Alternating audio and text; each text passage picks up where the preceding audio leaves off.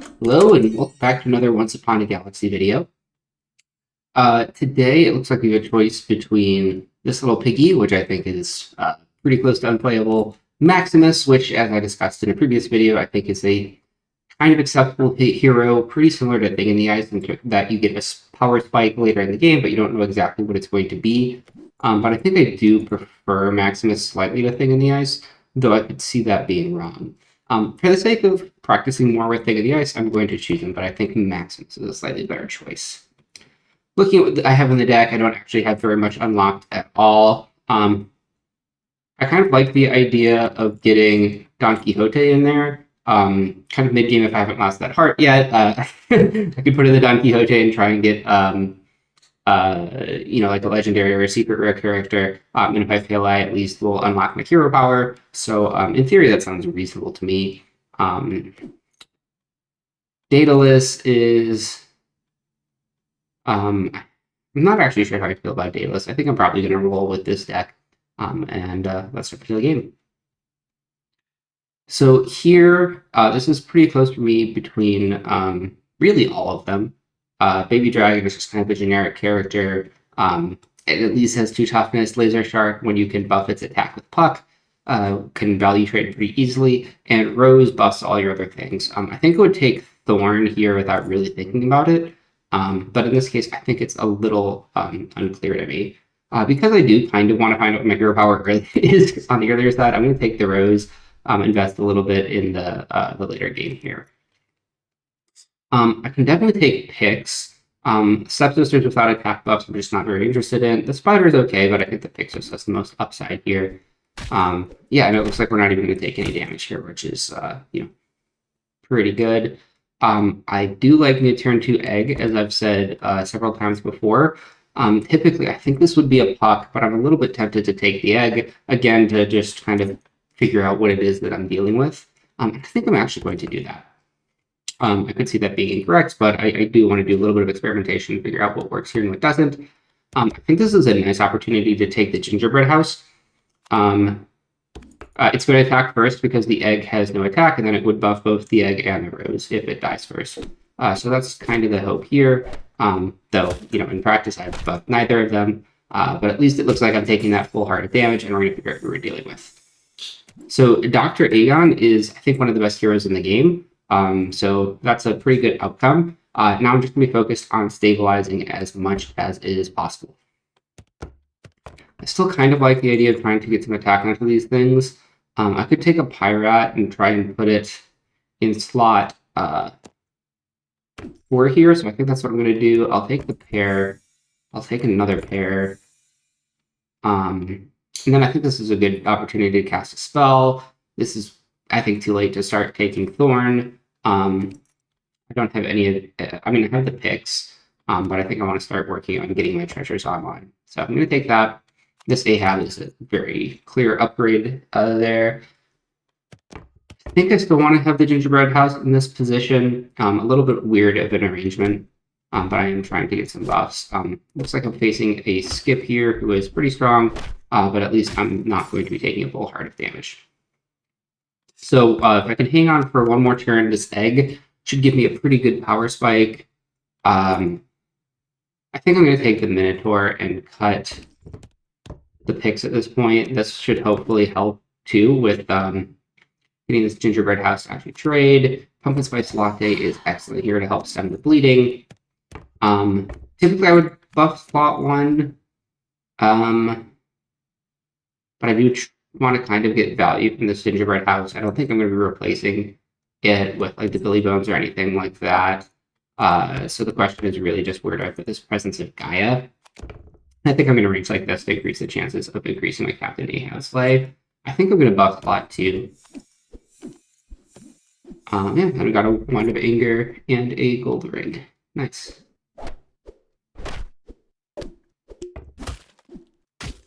Oof. Unfortunately, we're taking another full heart of damage here, but now we do get this egg upgrade, and Robin Hood is a quite strong character. It has ranged. It can get its attack up pretty quickly. So yeah, certainly happy to take that here. At this point, I basically want this in slot 1 or slot 5. the Pirate, I also wanted slot 1 and 5. The Ahab could hang out here, but I think that it's basically time to get rid of the house. I could take the Phil here, but I kind of like Phil when I have like an additional summon character in order to like have it attack more, as well as buffs on slot 3, which I don't really right now. That said, I think it's might still be stronger. The other option is to take all hands on deck, which I think is what I'm actually going to do here. Increasing the odds of the Pirate hunting, working on the spells for the Dr. Aegon. And yeah, the attack all around seems pretty good. And I don't think any of these characters. Well, I could take the Boon Willow and put it in slot 4 here. And give +4/+2. Just kind of appealing, but at the same time, I think I just want to be working on these treasures with the Dr. Aegon. Yeah, I think that's what I'm going to do. Also getting the attack with the wand. And this looks like a fight that I should win.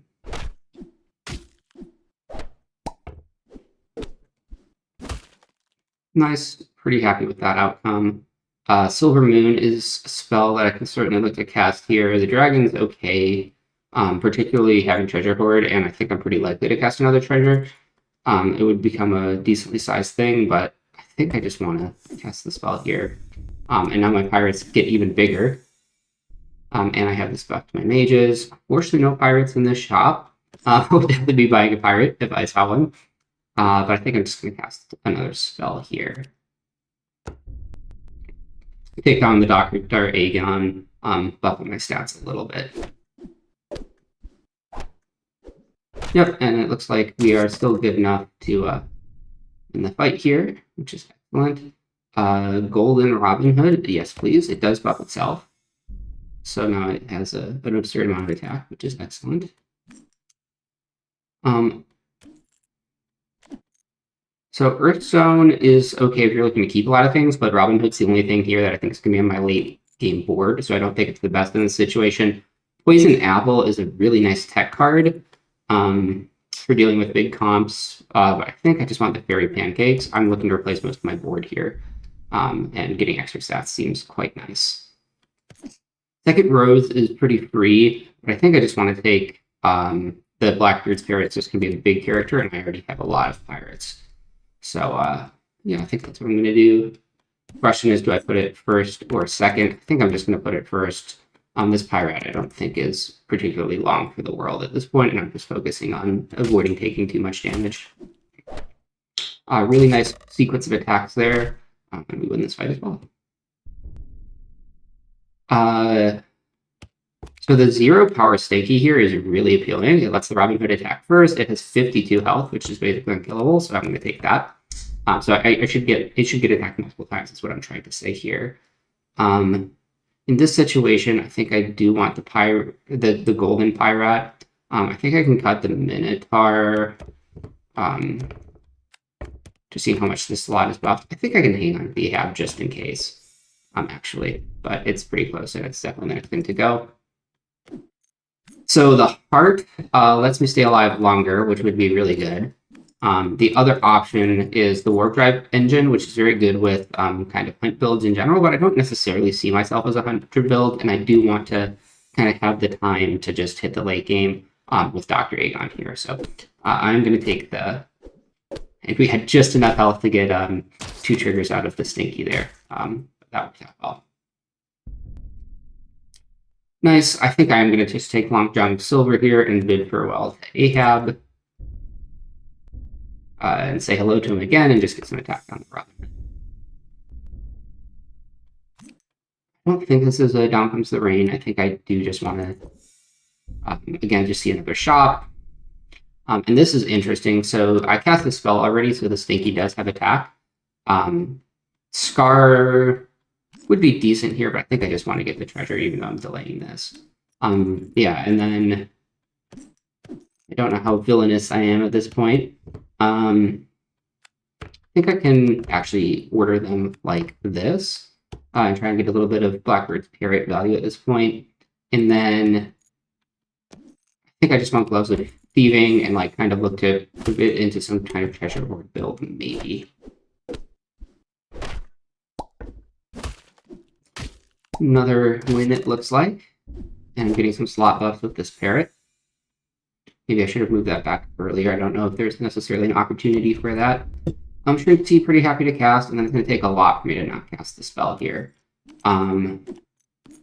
Nothing here is a mage, but I think I want to get some extra stats on the Stinky at this point. Two-Headed Dragon is like a decent character for the treasure deck, but yeah, I think I just want to start getting things online. And I got the Buried Treasure here, which gives all my Pirates Treasure Hoard 3, which works really well with what I'm doing, as well as the Galactic Rock. So between the Gloves of Thieving, Dr. Aegon, and these things, it looks like I'm really heading in that treasure hoard direction. So very happy with this game at this point. And I also don't think we've really been playing against anyone who's been high rolling super hard.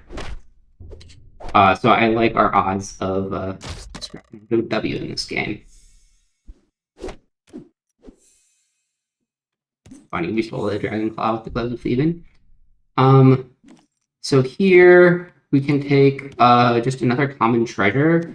We could take a random pair. It's not a pirate. I think the common treasure is worth it. Again, we can hit. We didn't, but we could have hit something that allows us to the treasure that lets our next treasure be a higher level, and then if we go in the Long John Silver, we could hit a secret rare treasure, which is definitely like a win condition here. So that's why I was taking it. In this case, it's kind of close between the bounty contract and the Captain's Cutlass. I think I'm going to take the bounty contract. Here, I'm just going to take another spell. Still not seeing the higher level thing, which is the main thing that I'm looking for. Magic Acorn, I think, is the card I'm the most likely to use. So I'm going to take that, even though it does nothing right now. Continuing to buff up my slots with all my pirates here.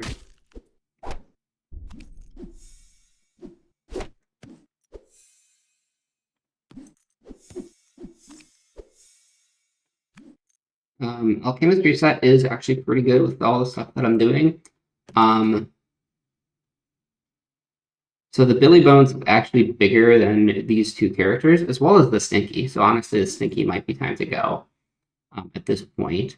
I don't think I need to invest in it more. I think I am just going to replace the Stinky. Get some stats on it. I'll cast the combat spell here.